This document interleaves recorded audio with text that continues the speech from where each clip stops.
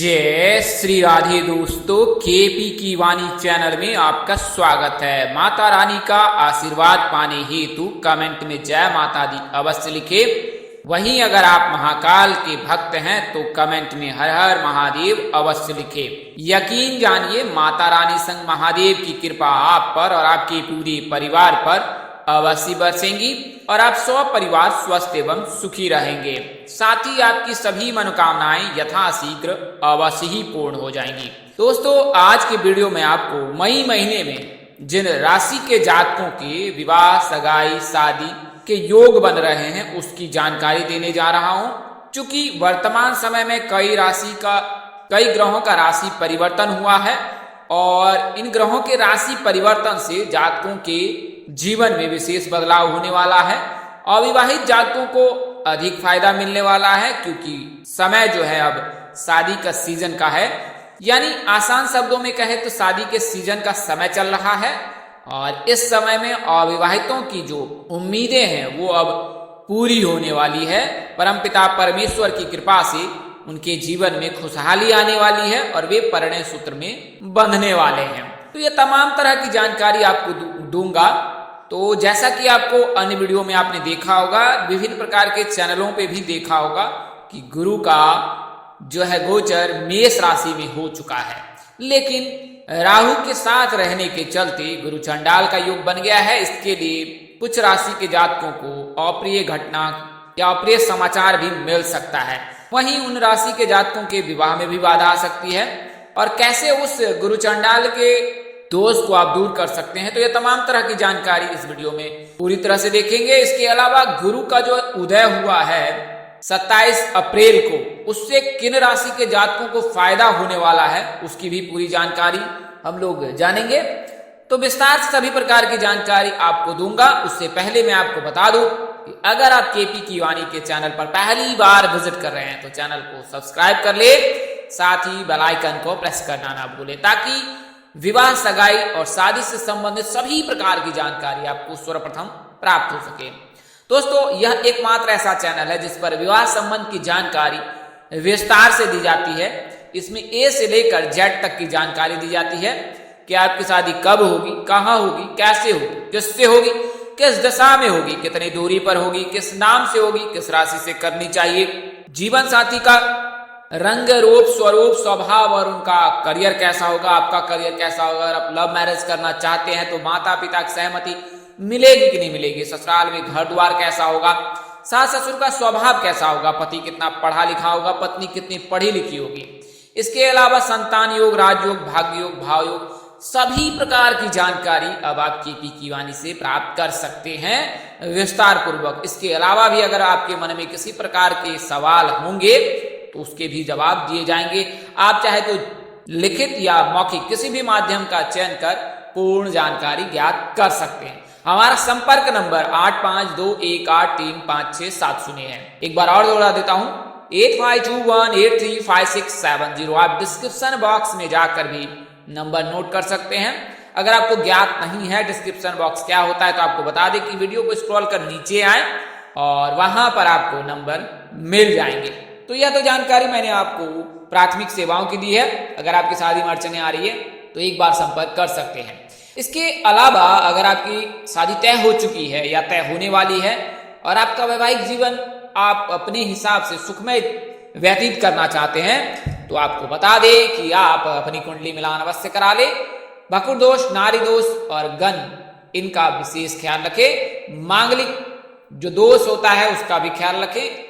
अगर आप इन बातों का ध्यान रखते हैं तो यकीन जानिए आपका वैवाहिक जीवन बेहद सुखमय रहेगा। तो यह तो तमाम तरह की जानकारी दी है। इसके लिए मामूली शुल्क ली जाती है अगर आप केपी की वाणी से संपर्क करते हैं तो, और उसमें आपको पूर्ण जानकारी दी जाएगी। आइए अब मैं पहले आपको गुरु उदय के पश्चात किन राशि के जातकों को फायदा होने वाला है और गुरु के साथ राहु के रहने पर गुरु चंडाल का जो योग बना है उससे किन 4 राशि के जातकों को सावधान रहना है और गुरु चंडाल का निवारण क्या है, सामान्य उपाय क्या है। अगर आप निवारण नहीं कराना चाहते हैं तो घर पे क्या सामान्य उपाय करते हैं तो इससे आपको फायदा होता है। तो ये तमाम तरह की जानकारी दूंगा। इसके अलावा उन 5 राशि के बारे में बताऊंगा जिनके विवाह के योग मई महीने में 100% बन रहे हैं। तो देवगुरु बृहस्पति के राशि परिवर्तन अस्त व उदित होने की घटना को काफी महत्वपूर्ण ज्योतिष शास्त्र में माना गया है। तो गुरु वर्तमान समय में जो है मेष राशि में गोचर कर रखे हैं और इससे पूर्व अस्त थे, लेकिन आज यानी 27 अप्रैल 2023 को 2:07 देर रात में जो है मेष राशि में उदय हो चुके हैं और मेष राशि में उदय होने के चलते कई राशि के जातकों को फायदा होने वाला है। तो इसमें प्रथम राशि मेष राशि है। तो मेष राशि के जातकों के नवम और 12वें भाव के जो स्वामी हैं वो देवगुरु बृहस्पति हैं और देवगुरु बृहस्पति पहले भाव में उदित होंगे। तो मेष राशि के जातकों का जो है धर्म और अध्यात्म के प्रति रुझान बढ़ेगा। सहकर्मी और वरिष्ठ अधिकारी के साथ आप तालमेल बिठा सकते हैं। नए प्रोजेक्ट या प्रमोशन आ सकते हैं। काम के सिलसिले में आपको यात्रा भी करनी पड़ सकती है। आपका प्रमोशन हो सकता है, आय के साधन बनेंगे और आपके जीवन में कोई बड़ी खुशखबरी आ सकती है। आसान शब्दों में कहें तो अगर आप अविवाहित हैं तो विवाह हेतु रिश्ते भी आ सकते हैं। दूसरी राशि मिथुन राशि है। तो मिथुन राशि के जातकों के लिए जो है मई का महीना बेहद शुभ रहने वाला है, क्योंकि शुक्र का भी गोचर मिथुन राशि में होने वाला है। तो मिथुन राशि के 10वें भाव में गुरु का गोचर हो रहा है। 10वें भाव का जो स्वामी है वो गुरु है और 11वें भाव में गुरु का उदय हो रहा है। 11वां भाव जो है वो आय का भाव होता है। तो 11वें भाव में उदय होने से क्या होगा कि आपकी आय में वृद्धि होगी, पदोन्नति होगी। सरकारी नौकरी की तैयारी करें तो नौकरी मिलने की संभावना है। नौकरी के प्रस्ताव मिल सकते हैं, नए ऑफर आ सकते हैं, नए लोगों से मुलाकात हो सकती है, बड़े अफसरों से आपकी पहुंच बन सकती है, समाज में मान सम्मान मिल सकता है, विदेश यात्रा के भी योग बन सकते हैं। कैरियर आपका आने वाले महीने में बेहद ही ब्राइट रहने वाला है। वहीं अगर आप अविवाहित हैं तो आपके लिए विवाह के रिश्ते आ सकते हैं। परिणय सूत्र में बंधने के 100% योग हैं। अगली जो राशि है वो कर्क राशि है। तो कर्क राशि के जातकों के जो है 6ठे और 9वें भाव का स्वामी गुरु है और भाग्य भाव में गुरु के रहने से जो है आपके जीवन में जो है तरक्की उन्नति के द्वार खुलेंगे। 10वें भाव में गुरु का उदय हो रहा है आपके, तो ये कैरियर का भाव होता है, पिता का भाव होता है और कैरियर भाव में गुरु के उदय होने से आपके कैरियर में भी जो उदय होने वाला है। अगर आप सरकारी कर्मचारी हैं तो आपके लिए कुछ अच्छा प्लेसमेंट आ सकता है। अगर आप सरकारी नौकरी की तैयारी कर रहे हैं तो सरकारी नौकरी के जॉब के योग भी बन रहे हैं। प्राइवेट नौकरी में है तो प्रमोशन हो सकता है, इंक्रीमेंट हो सकती है। कुछ इस प्रकार के जो है आपके लिए शुभ योग बन रहा है। भाग्य निश्चित रूप से आपके पक्ष में रहेगा। अगली जो राशि है वो सिंह राशि है। तो सिंह राशि के जातकों के लिए 5वें और 8वें भाव का स्वामी जो है वो गुरु है। 9वें भाव में उदय होगा। इसके चलते जो है आपके लिए भी भाग्य के दरवाजे खुलेंगे और इससे सकारात्मक परिणाम अधिक देखने को मिलेंगे और आपके जो है पदोन्नति हो सकती है, इंक्रीमेंट लग सकता है। अगर आप सरकारी नौकरी में हैं तो आपका प्रमोशन हो सकता है। यात्रा के योग बन रहे हैं। आध्यात्मिक विषयों में आपकी रुचि बढ़ेगी। वहीं नौकरी बदलने की सोच रहे हैं तो समय शुभ है, आप कैरियर को नया आयाम दे सकते हैं। अगली जो राशि है वो धनु राशि है। धनु राशि के जातकों के लिए भी बृहस्पति पहले और 4वें भाव का स्वामी है। प्रथम भाव में स्वामी पंचम भाव में उदय हो रहा है। तो इसके लिए धनु राशि के जातकों को भी कैरियर में पदोन्नति होगी, सकारात्मक परिणाम मिलेंगे, रोजगार के नए अवसर मिलेंगे। कुल मिलाकर कहें तो जातकों के लिए अच्छा लाभ मिल सकता है, नए अवसर भी आपके लिए मिल सकते हैं। तो धनु राशि के जातकों के लिए भी शुभ समय है। आइए मैं आपको गुरु चंडाल दोष के बारे में बता देता हूं। तो वर्तमान समय जैसा मैंने आपको बताया, राहु मेष राशि के प्रथम भाव में है, गुरु भी प्रथम भाव में विराजमान हो गए और गुरु चंडाल योग बना रहे। तो गुरु चंडाल योग से जो है 30 अक्टूबर तक रहेंगे और उसके पश्चात गुरु चंडाल योग निरस्त हो जाएगा। लेकिन इस दौरान कई राशि के जातकों को कठिनाइयों का सामना करना पड़ सकता है। तो ये जो 4 राशियां हैं उनमें मिथुन राशि के जातक हैं। इनके लिए कभी कभार नकारात्मक प्रभाव मिल सकता है, अशुभ समाचार मिल सकता है, बने बनाए काम बिगड़ सकते हैं। इसके अलावा जो है धनु राशि वाले जातक भी प्रभावित होंगे। वाहन चलाते समय आप सावधानी रखें। अगर आप धनु राशि के जातक हैं, दुर्घटना की संभावना बन रही है। आपके करियर में भी उतार चढ़ाव हो सकता है गुरु चंडाल दोष के चलते। कुंभ राशि के जातक के लिए तो समय अभी अनुकूल है ही नहीं, क्योंकि 7.5 का दूसरा चरण चल रहा है और इसके चलते कुंभ राशि के जातकों को बहुत परेशानी का सामना करना पड़ रहा है। विवाह के तो योग अभी वर्तमान समय में बहुत ही कम है। अगर विवाह हो भी रही है कुंभ राशि के जातकों के तो उनकी कुंडली में कहीं ना कहीं विवाह के योग हैं, अन्यथा वर्तमान समय में विवाह के योग शून्य है कुंभ राशि के जातकों के। तो आत्मविश्वास में कमी भी आएगी, चूंकि आपके धनहानि के भी योग बन रहे हैं, कोई काम बन नहीं रहा है इसलिए मनोबल टूटा हुआ है, आत्मविश्वास में भी कमी आएगी।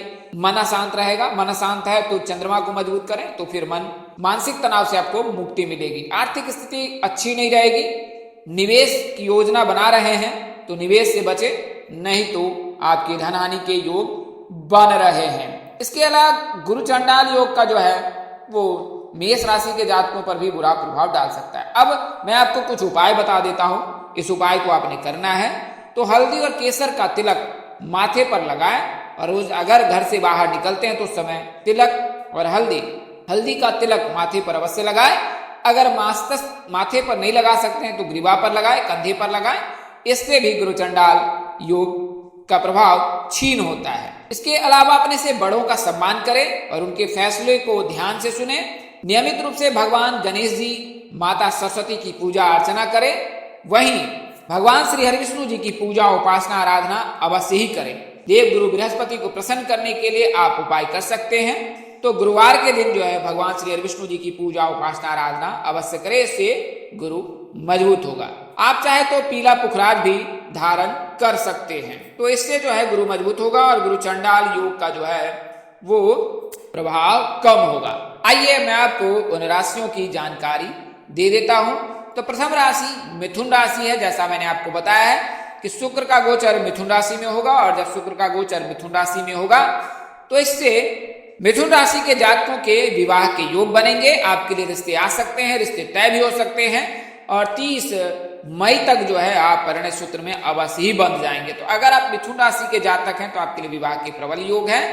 वैसे जातक जिनको जन्म वर्ष ज्ञात नहीं है और अगर आप वे नाम से जानना चाहते हैं तो आपको बता दें कि अगर आपकी आयु 24 वर्ष से अधिक हो चुकी है तो फिर आपके विवाह के योग हैं। अगर आपको ज्ञात नहीं है और कोई दोष से पीड़ित है तो आप अर्क विवाह करा ले, तो इससे जो है सभी प्रकार के दोष समाप्त हो जाएंगे और शीघ्र विवाह के योग बन जाएंगे। अगली जो राशि है वो कर्क राशि। जैसा कि मैंने आपको बताया गुरु का गोचर मेष राशि में होगा और प्रथम जो उच्च राशि होती है गुरु की वो कर्क होती है। तो कर्क राशि के जातकों के विवाह के योग बन रहे हैं। इनका नाम अक्षर ह से होता है। तो अगर आप कर्क राशि के जातक हैं तो आपके लिए भी शुभ योग है और आपकी शादी निश्चित ही हो जाएगी। वर्तमान समय में यानी कि मई महीने में भी विवाह के योग है, जून महीने में भी विवाह के योग है, नवंबर दिसंबर में भी विवाह के योग है। इसके अलावा जो है आने वाले समय में कुल मिलाकर के 1 मई 2024 तक विवाह के योग ही योग है। तो इस दौरान आपकी शादी निश्चित ही हो जाएगी। मेष राशि के जातक के भी विवाह के योग हैं। अगर आप मेष राशि के जातक हैं तो अगर गुरु चंडाल दोष का निवारण करा लेते हैं तो तत्काल ही आपकी शादी निश्चित ही हो जाएगी। अन्यथा आप इन उपायों को जो मैंने उपरोक्त उपाय बताए थे उन उपायों को कीजिए तो इससे विवाह के योग अवश्य बनेंगे। अगर आप मेष राशि के जातक हैं तो आपका नाम अक्षर ALE से होगा और विवाह जो है PRM नाम के जातक से हो सकता है। तो आप गुरु चंडाल दोष का निवारण करा ले। रोजाना जो है शिवलिंग पर जल में काले तिल, बिलपत्र और गंगा जल मिलाकर जो है वो शिवलिंग पर अर्घ दें। तो इससे जो है शिव प्रसन्न होंगे तो आपकी सभी प्रकार के जो दोष है वो हर लेंगे। तो मेष राशि के जातक अगर गुरु चंडाल दोष का निवारण करा लेते हैं तो उनके विवाह के योग अवश्य बनेंगे। अगर नहीं कराते हैं तो आपको अक्टूबर 30 तक इंतजार करना पड़ेगा और फिर नवंबर महीने में आपकी सगाई बच सकती है क्योंकि उस समय में गुरु चंडाल दोष समाप्त हो जाएगा। वर्तमान समय में सूर्य राहु के साथ भी उपस्थित है, इसलिए ग्रहण योग बना है। तो 15 मई तक तो बिल्कुल ही विवाह के योग नहीं है। 15 मई के बाद ही आपके विवाह के योग बनेंगे।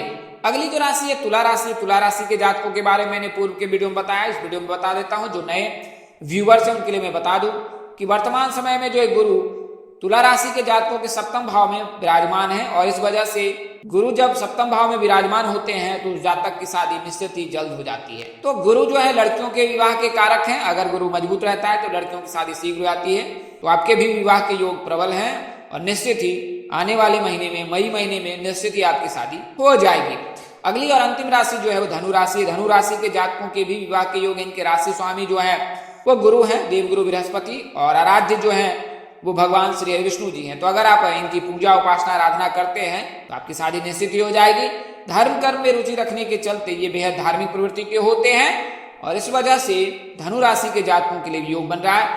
चूंकि वर्तमान समय में धनु राशि के जातक 7.5 से मुक्त हो गए हैं तो इसके लिए जो है 7 साल का जो वनवास है या जो मैं कहूँ कि वियोग है, 60 साल का जो आप जो इंतजार करना पड़ा है वो समाप्त हो चुका है और अब विवाह के प्रबल योग हैं। तो आपकी शादी के भी योग बन रहे हैं। आप दिशा, दूरी, नाम ये सब कमेंट करके ज्ञात कर सकते हैं अगर आपकी चंद्र राशि में से कोई एक है तो इस वीडियो मैंने आपको गुरु के उदय होने से जिन 5 राशि के जातकों के विवाह के योग बन रहे हैं मई महीने में, उसकी जानकारी दी है और यह जानकारी पूर्णतः सत्य है। इसमें किसी प्रकार का कोई फेरबदल नहीं किया गया। हमारा उद्देश्य महज आपको सूचना पहुंचाना था, आप इसे सूचना हेतु ले।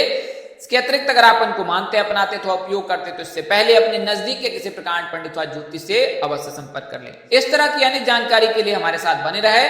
प्लेलिस्ट पर जाएं, डैशबोर्ड पर जाएं, प्लेलिस्ट पर जाएं और अपनी राशि अनुसार वीडियो अवश्य देखिए। दोस्तों, आपको यह जानकारी कैसी लगी, लाइक कमेंट शेयर कर हमें अवश्य बताएं।